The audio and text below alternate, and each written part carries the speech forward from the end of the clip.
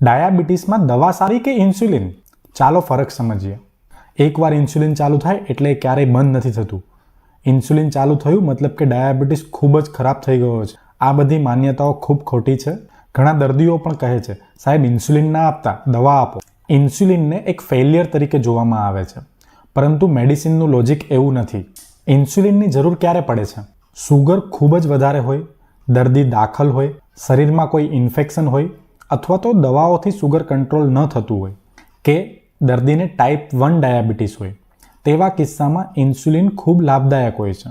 તેમજ એવું પણ નથી કે એક વખત ઇન્સ્યુલિન ચાલુ થયું મતલબ લાઈફ ટાઈમ ઇન્સ્યુલિન લેવું પડશે. સુગર કંટ્રોલ આવે એટલે દર્દીને ઇન્સ્યુલિન પરથી ટેબ્લેટ પર શિફ્ટ કરી શકાય છે.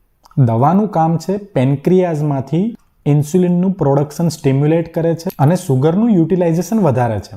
પરંતુ જ્યારે ઇન્સ્યુલિન બનતું જ ન હોય પેન્ક્રિયાઝમાંથી, ત્યારે બહારથી સપોર્ટ આપવો પડે છે. ઇન્સ્યુલિન એ એક ફેલિયર નથી, એ રાઈટ ટાઈમે રાઈટ ડિસિઝન છે.